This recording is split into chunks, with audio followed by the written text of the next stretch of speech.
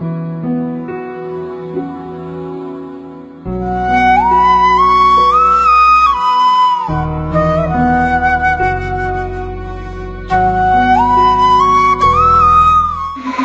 മലയാള സാഹിത്യത്തിൽ ഏറ്റവും കൂടുതൽ വായിക്കപ്പെടുന്ന എഴുത്തുകാരിൽ ഒരാളായിരുന്നു വൈക്കം മുഹമ്മദ് ബഷീർ. എല്ലാവരെയും ഉൾക്കൊള്ളുക, ഇതായിരുന്നു ബഷീറിന്റെ ഓരോ കഥയുടെയും മർമ്മം. സുഹറയും മജീദും നാരായണിയും എട്ടുകാലി മമ്മൂഞ്ഞും ബഷീർ തുന്നിച്ചേർത്ത ജീവൻ പകർന്ന കഥാപാത്രങ്ങളായിരുന്നു.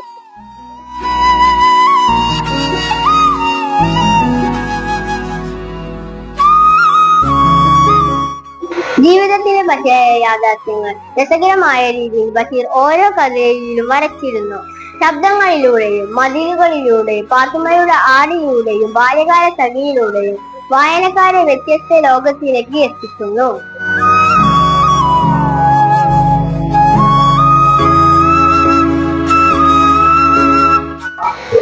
മലയാളത്തിന്റെ എഴുത്തിന്റെ സുൽത്താൻ വൈക്കം മുഹമ്മദ് ബഷീറിന്റെ ഓർമ്മകൾക്ക് ഇന്ന് 31 വയസ്സ്.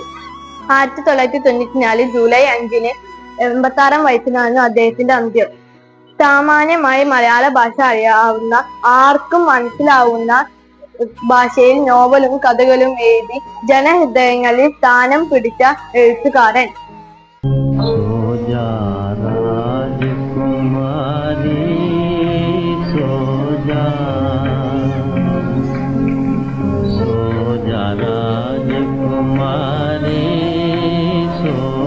സാർ എങ്ങനെയാണ് സാഹിത്യത്തിലേക്ക് എത്തിച്ചേരുന്നത്? പല ദേശങ്ങളിൽ അലഞ്ഞു തിരിഞ്ഞു സ്വന്തം നാടായ കേരളത്തിൽ തിരിച്ചെത്തിയപ്പോൾ ആകെ ഉണ്ടായിരുന്ന ഒരു പേന കൊണ്ട് ജീവിക്കാൻ ഒരു ജോലി എന്ന നിലയിൽ എഴുതി തുടങ്ങി. മാത്രമല്ല, എന്നെ പോലുള്ള കുഴിമടിയന്മാരായ ബഡൂസുകൾക്ക് പണി തെരഞ്ഞെടുക്കുമ്പോഴാണ് ഒരു നിധിയായി സാഹിത്യം എന്റെ മുന്നിലേക്ക് വന്നത്. പിന്നെ അനുഭവങ്ങൾ ഇച്ചിരി വിടയോളുണ്ടല്ലോ, അതൊക്കെ കാച്ചിയാൽ മതി. സാറിന്റെ എഴുത്തുകൾ ഏറെ മലയാളികളെ രസിപ്പിക്കുകയും ചിന്തിക്കുകയും ചെയ്യുന്നുണ്ടല്ലോ, അതിനെ കുറിച്ച് സാറിന് എന്താണ് പറയാനുള്ളത്? എന്റെ എഴുത്തുകൾ വായിച്ച് ഏറ്റവും കൂടുതൽ ചിരിച്ചത് ഞാനായിരിക്കും, കരഞ്ഞത് ഞാൻ തന്നെ ആയിരിക്കും.